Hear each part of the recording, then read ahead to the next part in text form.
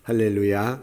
오늘 아침도 온라인으로 예배를 드리는 모든 성도들과 그 가정과 또 우리 사랑하는 성도들 머리 위에 하나님의 은혜와 축복이 함께하기를 주의 이름으로 축복합니다. 요즘 들어서 많은 사람들이 서로 우리 믿는 이들끼리 서로 안부하고 위로하고 문자를 보내고 하는 일들이 있고, 저 역시도 안부의 전화나 위로의 전화나 또 문자를 받기도 합니다. 요새 어떻게 지내세요? 힘드시지요? 잘 지내십니까? 등등 이렇게 인사를 나누곤 합니다. 또 서로 인사를 나누면서 정말 주일 예배를 드리는 것이 얼마나 소중한가를 잘 모르다가 이처럼 주일 예배를 드릴 수 없게 된 상황이 됐을 때 얼마나 하나님 앞에 예배 드리는 것이 귀한 일인지를 다시 한번 뼛속 깊이 깨닫는 기회가 되기도 합니다. 때론 성도들이 제게 문자를 보내기도 해요. 목사님에게 이런 문자를 보내도 되나 하는 마음으로 보내곤 합니다만은, 예전에는 참 지금은 SNS가 있어서 서로 간에 문자로 안부를 하기도 합니다만은, 예전에는 다 정성스럽게 손편지를 써서 서로 안부를 건네곤 했습니다. 서로 옛날에 사랑하는 사람들끼리도 러블레터라고 그러죠. 편지를 써서 두근거리는 마음으로 이렇게 편지를 써 보내곤 하기도 합니다만은, 요즘 이런 말이 있습니다. 요즘은 러블레터 시대가 아니라 러브폰 시대가 됐다. 아니, 러브폰이 아니라 요즘은 러브 카톡 시대가 되어버리고 말았습니다. 그래도 저는 옛사람이라 그런지 정감 있는 손편지가 더 정감 있게 보이기도 합니다. 때로는 성도들이 제게 조그마한 선물을 주면서 정성스럽게 손편지를 쓰곤 해요. 적어도 제가 기억하는 한 성도들이 제게 손편지로 쓴 것은 하나도 버리지 않았습니다. 너무나도 귀하고 또 마음에 제게 큰 위로가 되기 때문에 늘 손편지로 안부하고 문안하고 위로하고 격려하는 그런 조그만한 편지들을 써서 보내곤 하는데, 참 정감이 있는, 그리고 그 깊은 마음을 읽어볼 수가 있습니다. 오늘 본문의 사도 바울은 오늘 고린도후서 3장 2절로 3절 말씀에 너희는 우리의 편지라, 우리 마음에 썼고 뭇사람이 알고 읽는 바라, 너희는 우리로 말미암아 나타난 그리스도의 편지니 이는 목으로 쓴 것이 아니요 오직 살아계신 하나님의 영으로 쓴 것이며, 또 돌판에 쓴 것이 아니요 오직 육의 마음판에 쓴 것이라고 말씀합니다. 즉 우리를 그리스도의 편지라고 말씀하고 있습니다. 사랑하는 성도 여러분, 오늘 아침 이 말씀을 보면서 나는 그리스도의 편지인가, 아니 그리스도의 편지로서의 사명을 잘 감당하고 있는가를 깊이 생각해 보아야 할 아침입니다. 정말 서로 간에 힘겨운 이 시대에 그리스도인으로서 우리는 많은 사람들에게 위로와 또 격려가 되는 그리스도의 편지인가? 새삼스럽게 우리 자신을 되돌아보면서 우리 모두가 힘겨우면 힘겨울수록 우리 크리스찬들은 세상을 향한 하나님의 사랑과 위로와 격려의 편지가 되는 그런 이 시절이 되기를 주의 이름으로 축복합니다. 특별히 첫 번째로 생각하는 것은 하나님이 보내신 편지가 있습니다. 그것은 바로 성경입니다. 늘 말씀드린 대로 성경은 하나님께서 인간을 향한 고귀한 사랑의 편지입니다. 한마디로 줄여 말하면 내가 너희를 사랑한다 하는 그 말씀을 이 성경을 통해서 우리에게 주시는 말씀인데, 바로 이 말씀을 기록하는 데 있어서 하나님은 우리에게 몇 가지 종류의 서신을 보내셨습니다. 제일 처음 하나님께서 우리에게 쓰신 편지는 돌판 위에 쓰신 편지입니다. 그것이 출애굽기 31장 18절 말씀에 여호와께서 시내산 위에서 모세에게 이르시기를 마치신 때에 증거판 돌을 모세에게 주시니 이는 돌판이요 하나님이 친히 쓰신 것이라고 말씀하면서 하나님께서 거룩한 이스라엘 백성들에게 편지를 썼는데 바로 그것이 십계명 두 돌판입니다. 그러나 당시의 이스라엘 사람들은 이 하나님의 보내신 귀한 이 서신을, 편지를 제대로 잘 받아들이기가 준비되지 못한 악한 마음 속에 있었기 때문에 모세가 하나님의 귀한 이 서신을 받아 내려오는 기간이 좀 길어지자 그들은 그만 하나님을 배신하고 우상을 섬기고 애굽으로 돌아가자는 그러한 일들을 하게 됩니다. 모세가 이 광경을 보자 화가 나서 그 돌판을 우상에게로 던져버리고 말지요. 결국 이것이 깨져버리고 맙니다. 다시 말하면 하나님이 인간에게 보내신 첫 번째 사랑의 서신은 그렇게 깨져버리고 만 것입니다. 사실 그 내용은 여러분이 잘 아는 대로 너는 하나님의 백성으로서 이렇게 살으라 하는 말씀이었어요. 그것이 십계명인데 나 외에 다른 신을 섬기지 말고 우상을 섬기지 말고 내 이름을 망령되이 일컫지 말고 안식일을 거룩하게 지키라. 내 부모를 공경하고 살인하지 말고 간음하지 말고 도둑질하지 말고 거짓말하지 말고 그리고 내 이웃의 것을 탐내지 말라 하는 이 십계명의 돌판. 그러나 그들이 그 말씀을, 그 편지를 받아들일 만한 준비가 되어 있지 않기 때문에 이것이 깨져버리고 말지요. 그러자 하나님은 두 번째 다시 모세를 불러다가 다시 그 돌판 위에 십계명을 새겨서 주십니다. 이스라엘 백성들은 이 하나님의 사랑의 서신을 받아든 채 그들이 이제 출애굽한 과정에서 가나안 땅으로 향하게 됩니다.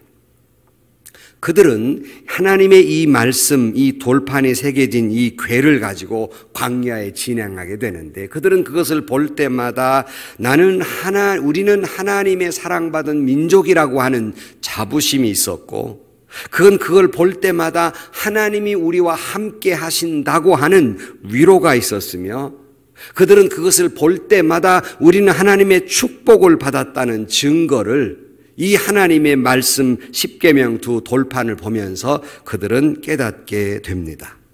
그러나 우리가 역사적으로 잘 아는 대로 하나님이 주신 그 서신을 받아든 채 그들은 출애굽을 했으나 가나안 땅에 들어갔으나 하나님의 말씀대로 그 편지대로 당부하신 대로 살지 못하고 반역하고로 말미암아 다시 한번 이것이 깨져버리고 맙니다. 그러자 하나님은 다시 한번 그들에게 서신을 보내는데 바로 그것이 요한복음 1장 14절 말씀에 두 번째 서신에 대한 말씀이 있습니다. 그것이 말씀이 육신이 되어 우리 가운데 거하심에 우리가 그의 영광을 보니 아버지의 독생자의 영광이요 은혜와 진리가 충만하도다. 말씀이 육신이 되어 하나님의 편지가 육신이 되어 예수 그리스도가 이 땅에 오신 것입니다. 즉 하나님의 두 번째 인간을 향한 편지는 바로 예수 그리스도입니다.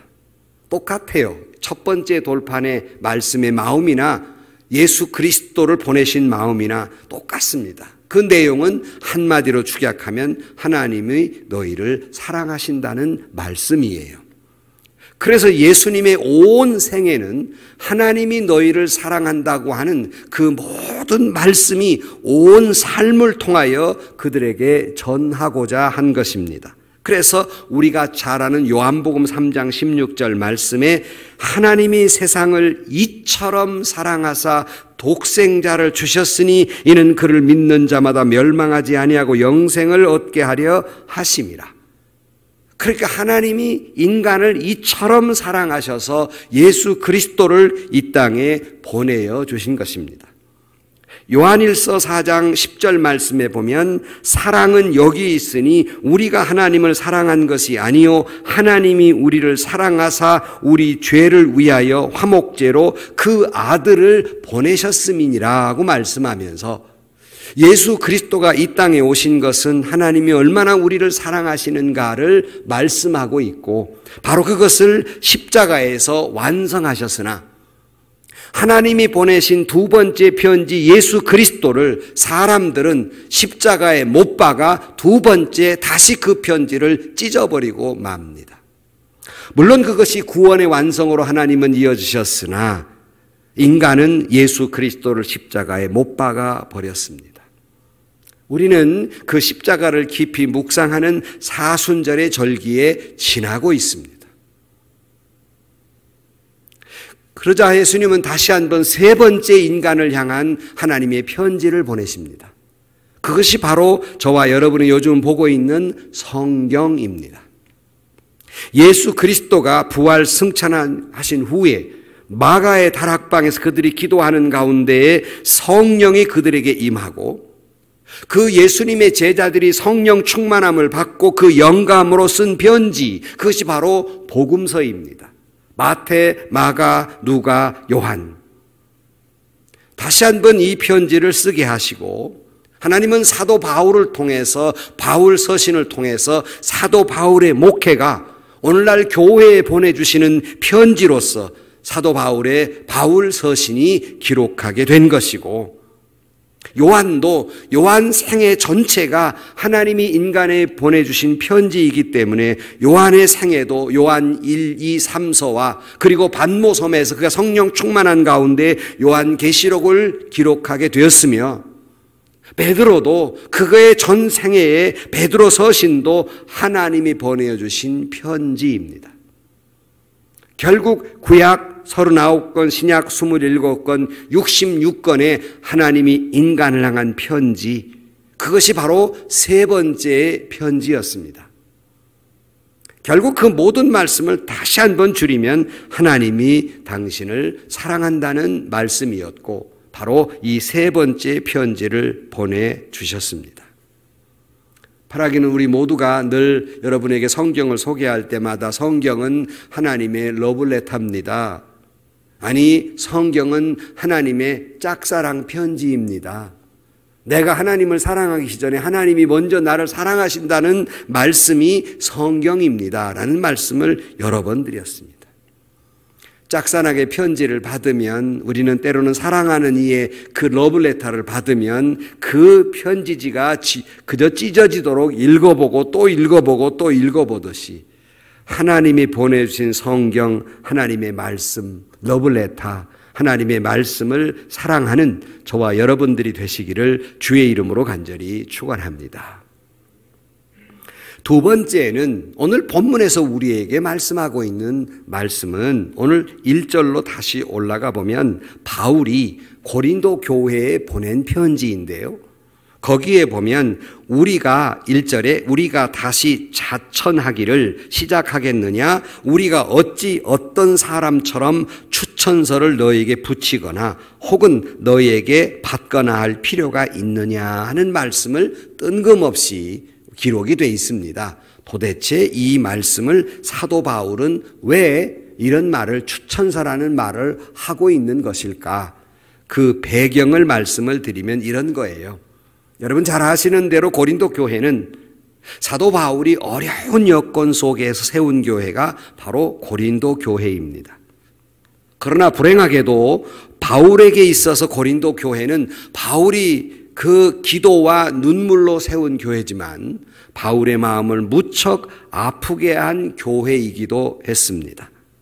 어렵게 바울이 그저 세우고 부흥시켰지만 그들이 진정한 마음으로 회개하지 못하고 진정한 그리스도인이 되지 못한 채 그 마음 깊은 곳에 여전히 죄가 남아있게 됨으로 말미암아 그 교회는 분쟁이 일어나게 되고 분쟁 속에 서로 사랑한 것이 아니라 서로 장점을 드러낸 것이 아니라 서로의 장점은 덮어놓은 채 단점만 보기에 혈안이 돼서 날뛰는 가운데에서 서로 싸우고 분쟁하는 교회가 되어버렸고 급기야는 사도 바울에까지 시비를 걸게 됩니다.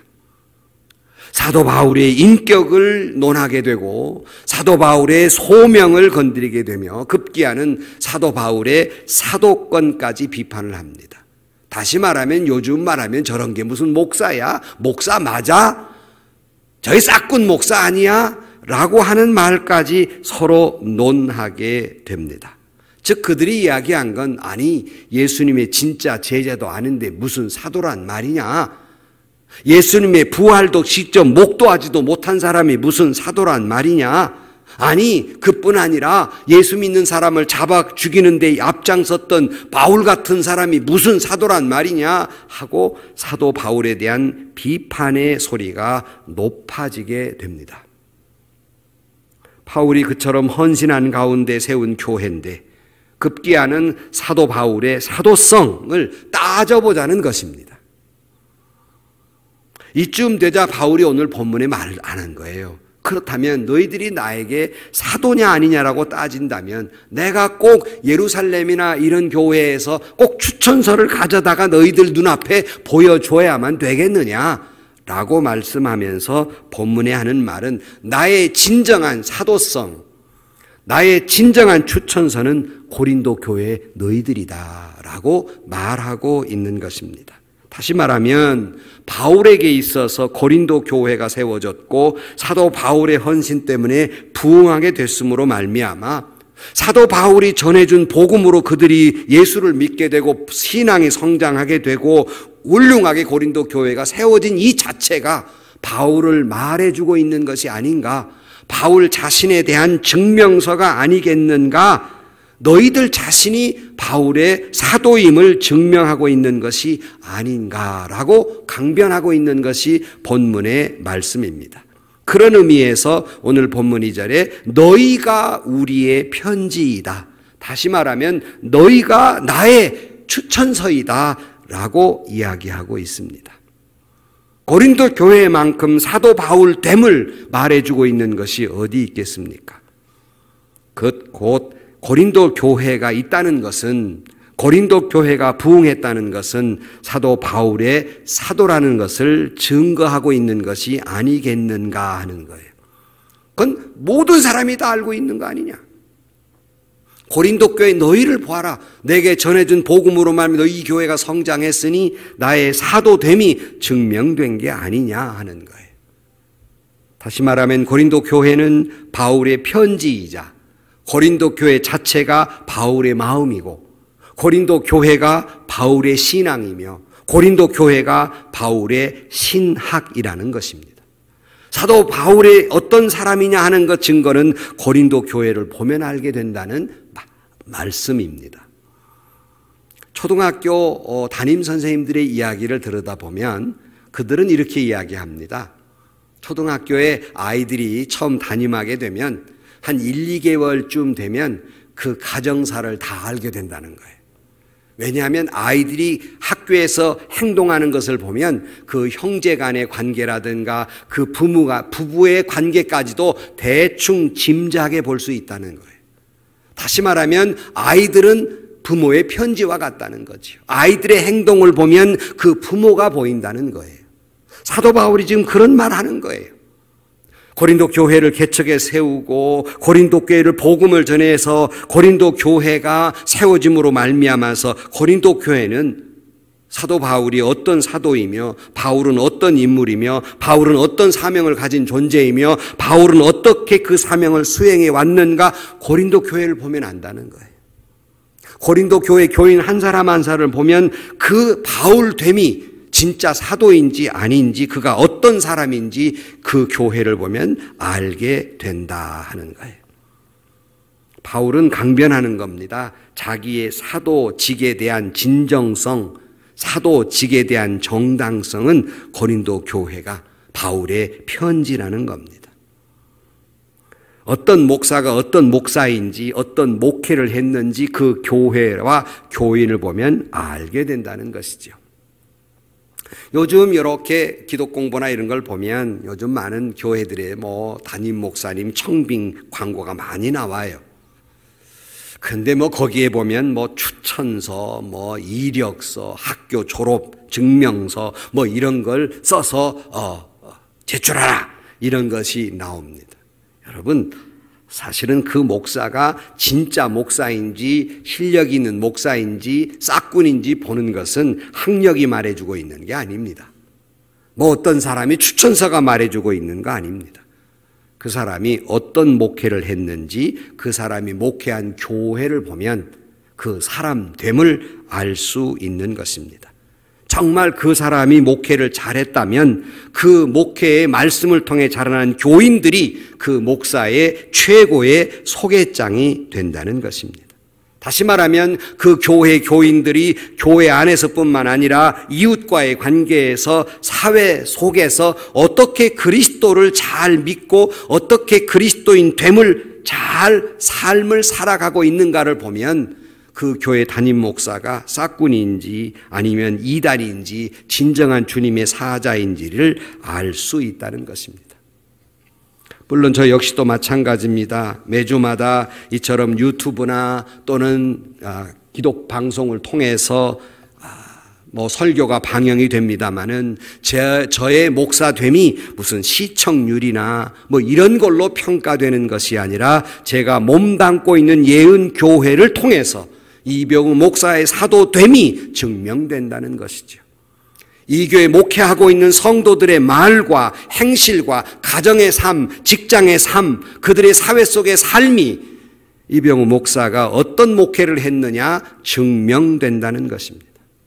조금 더 광의적으로 해석하면 예은교회가 어떤 교회냐 알 수 있는 것은 예은교회 건물이 보여주고 있는 것이 아니라 그 성도들이 가정에서, 사회에서, 직장에서 어떤 삶을 사느냐, 그들의 삶을 통해서 어떻게 그리스도를 고스란히 나타내느냐에 따라서 예은교회가 어떤 교회임을 알 수 있게 된다는 것입니다.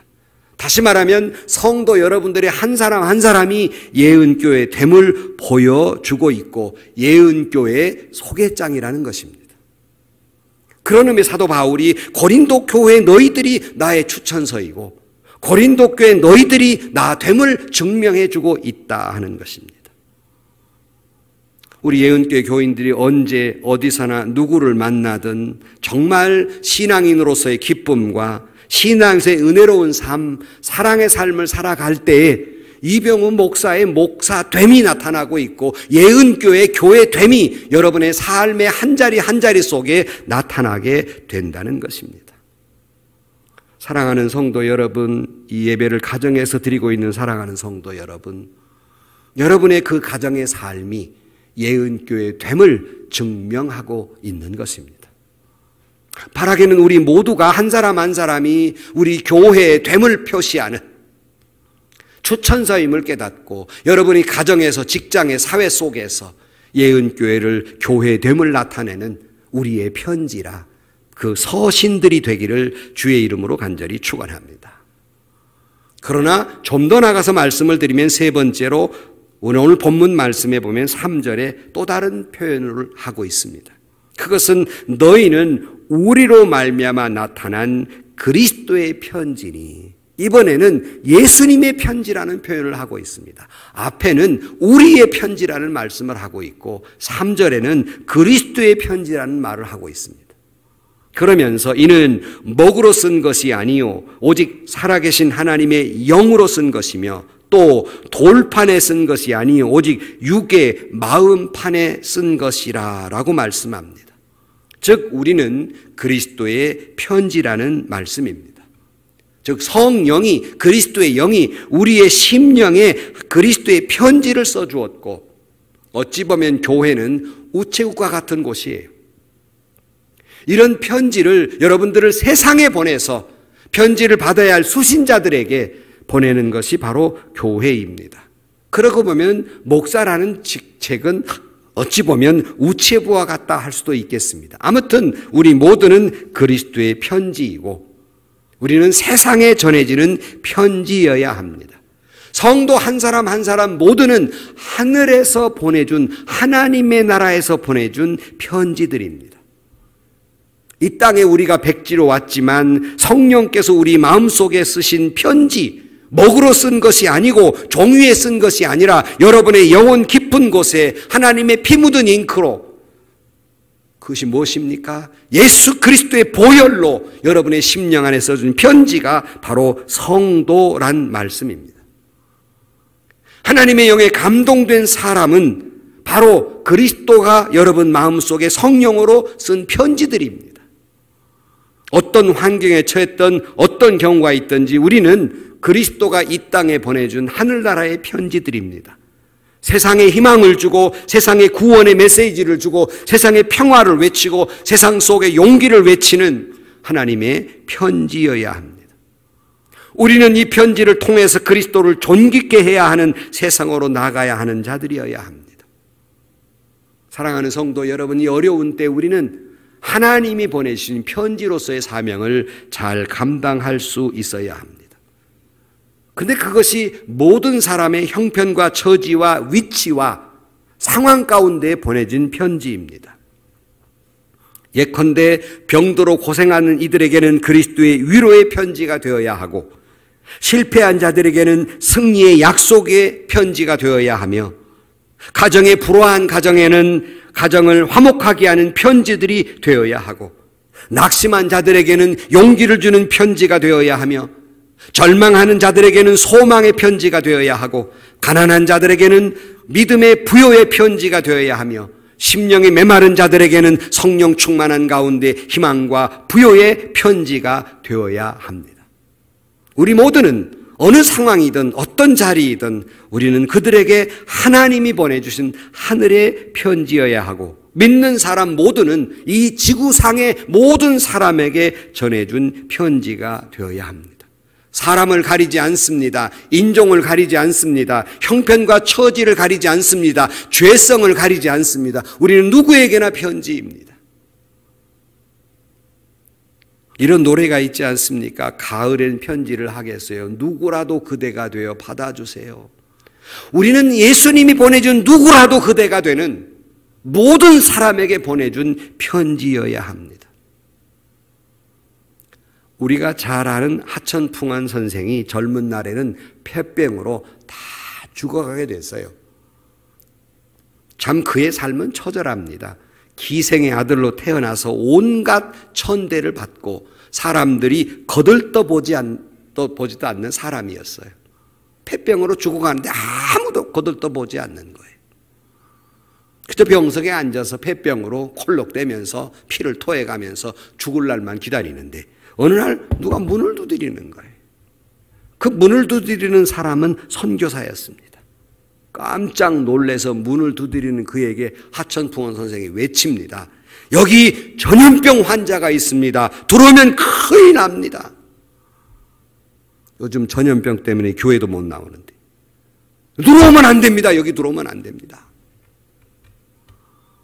그러자 선교사는 그 말에도 불구하고 문을 벌컥 열고 뛰어들어옵니다. 전염병보다 무서운 복음이 들어갑니다. 전염병보다 무서운 예수님의 복음이 들어갑니다. 그 머리맡에 앉아서 무릎을 꿇고 폐병으로 콜록대면서 누워있는 사람의 머리 위에 손을 얹고 그리스도의 편지를 전해줍니다. 제가 오래전에 경험한 건데요. 어느 분이 돌아가셨다 그래가지고 와달라고 갔어요. 그랬더니 시골 초가집입니다. 그런데 막 사람이 죽었는데 어떻게 향을 피워놨더니 조그마한 초가집에 막 연기로 그냥 막 칵 찼어요. 근데 그분이 죽은 게 폐병으로 죽었다는 거예요. 근데 가족들은 다 땀 건너방에 있고 나더러 혼자 그 시체 있는 데를 들어가라는 거예요. 금방 폐병이 내 속으로 막 코 속으로 들어오는 것 같아요. 그래도 목사가 어떻게 합니까? 폐병 때문에 못 들어간다고 못하지 않아요. 그 상황 속에 들어가서 그를 위해 기도해주고 나온 적이 있어요. 요즘 전염병 때문에 벌벌 떠는 여러분, 제가 우리 부목사님들에게 그랬어요. 며칠 전에. 아무리 전염병이 돈다고 해도 성도가 죽었다는데 가야 되지 않느냐? 아무리 전염병이 무서워도 성도가 찾으면 가야 되지 않느냐? 하천풍원 선생 머리 위에 손을 얹고 그리스도의 편지를 전해줍니다. 깜짝 놀랍니다. 이분이 하나님이 당신을 사랑합니다. 하나님이 당신을 사랑하시 예수를 보내서 이 말을 듣고 하천풍원 선생 깜짝 놀랍니다. 아니 정말입니까? 나 같은 이 천한 사람도 예수님이 나를 사랑하신다고요? 평생 천대를 받던 그가 깜짝 놀랍니다. 다 죽어가던 그가 이 그리스도의 편지의 말을 듣고 용기를 얻고 죽음 직전까지 속에 소망을 얻고 그가 다시 살아나서 그가 20세기의 성자 하천풍원 선생이 된 겁니다. 우리는 그리스도의 편지로서 가정에서 직장에서 세상에 보내진 편지입니다. 이 편지를 기다리는 자들에게 우리는 전해 주어야 합니다.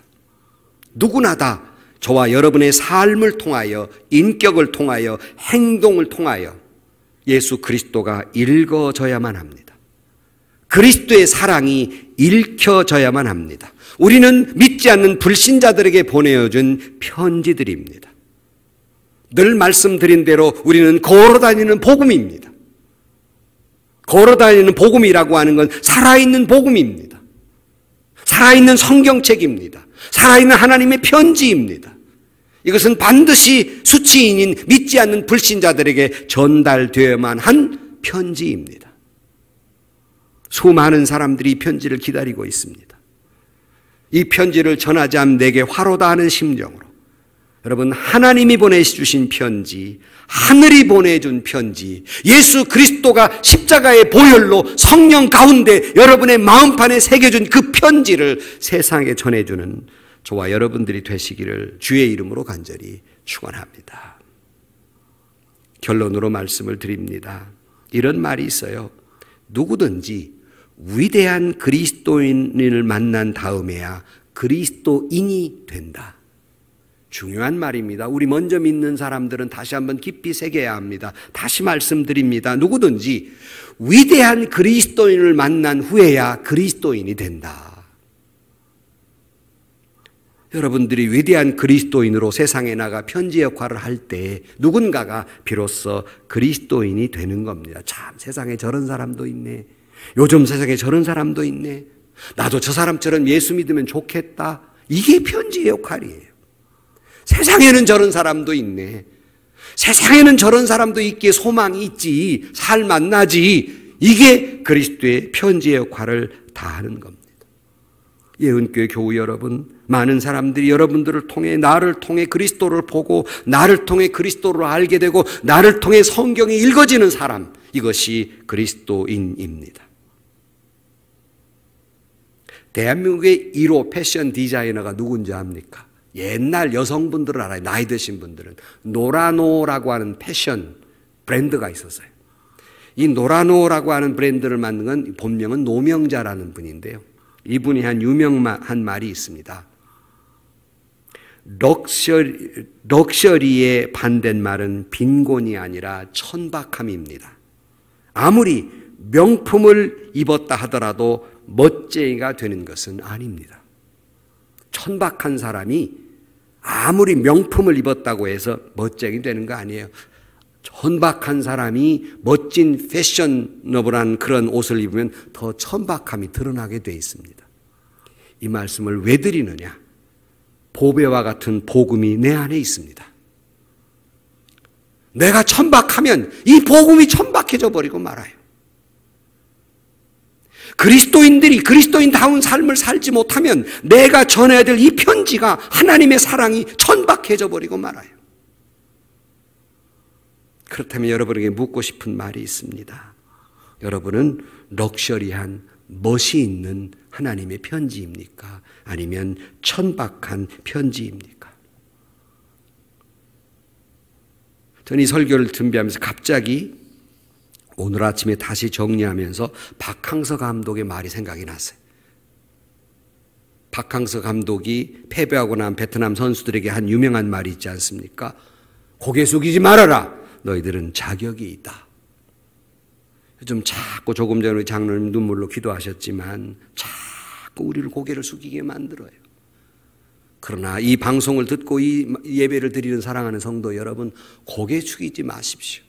여러분은 충분히 자격이 있는 사람들입니다. 고개를 번쩍 들고 가슴을 펴고 예수 그리스도의 편지로서 가정으로 돌아가고 직장으로 돌아가고 사회 속에 가서 병든 자들에게, 외로운 자들에게, 고통받는 자들에게, 두려움 공포 속에 처해 있는 자들에게 전해주는 편지들. 다시 말씀드립니다. 고개를 번쩍 들고 가슴을 펴고 주님들과 기죽지 말고 그리스도의 복음의 편지가 돼야 합니다. 절망하고 있는 세상에 소망을 줘야 하고 희망을 줘야 할 사명이 아무리 우리가 어려운 가운데 있고 절망 가운데 있지만 여러분, 기독교는 어려움을 겪을수록 들불처럼 더 번져갔던 것이 복음이었어요. 요즘처럼 우리가 정말 어려운 가운데 있지만 우리는 그럴수록 기독교의 교회사를 보면 핍박을 받으면 받을수록 복음은 더 훨씬 잘 전해지고 있었습니다. 그 사명이 오늘 우리에게 있는 것입니다. 말씀을 준비하면 이런 말씀을 읽었습니다. 어떤 할머니가 계셨는데 주님을 위해 헌신하고 교회를 섬기던 분이었는데 그만 할머니가 반신불수가 돼서 병석에 누워있게 됐어요. 교회를 나갈 수도 없고 섬길 수도 없었습니다. 그러나 그분이 그때부터 한 일이 있었습니다. 그분은 겨우 책상에 앉을 수밖에 없는, 돌아다닐 수는 없고 그런 처지가 됐을 때 그는 편지를 쓰기 시작했습니다. 숨을 거둘 때까지 6,000통의 편지를 썼다고 그래요. 6,000통의 편지를 써서 수천 명을 주님 앞으로 돌아오게 했다고 합니다. 혹시라도 내가 세상에 버려진 편지로서의 삶을 세상에 나갈 수 없는 처지가 되었다 할지라도 우리는 손편지라도 써서, 아니 문자 한마디라도 보내서 그 편지의 사명을 감당해야 하겠습니다. 특별히 이런 어려운 때 우리는 성도와 성도들끼리 예수 그리스도의 사랑의 편지가 돼서 서로 간에 위로의 문자를 보내고 희망의 문자를 보내고 희망의 서신을 보내고 어려울 때일수록 기죽지 말고 고개를 번쩍 들고 세상에 나아가 예수님이 보내준 편지로서의 사명을 잘 감당하는, 너희는 그리스도의 편지라. 그 사명 감당하는 저와 여러분 그리고 우리 예은교회 성도 여러분들이 되시기를 주의 이름으로 간절히 축원합니다. 기도하십시다. 하나님 아버지, 자꾸 우리는 고개를 숙이게 됩니다. 위축되고 있습니다. 이런 어떤 상황 속에서라도 우리의 신앙은 들불처럼 번졌던 것처럼 고개를 번쩍 쳐들고 가슴을 피고 그리스도의 편지로서 세상에 사랑을 이야기하고 희망을 이야기하고 소망을 이야기하는 용기를 주는 그리스도의 편지를 되게 하시고 복음을 전하는 걸어다니는 성경, 삶으로 보여주는 복음들이 되게 하여 주옵소서. 너희들은 그리스도의 편지라. 그 사명 잘 감당하게 하여 주옵소서. 예수님의 이름으로 기도하옵나이다. 아멘. 세상에서 시달린 친구들아, 위로의 주님 바라보아라. 눈을 들어 주를 보라. 하늘의 모든 염려 주께 맡겨라. 슬플 때에 주님의 얼굴 보라. 사랑의 주님 안식 주리라. 힘이 없고 내 마음 연약할 때 능력의 주님 바라보아라. 주의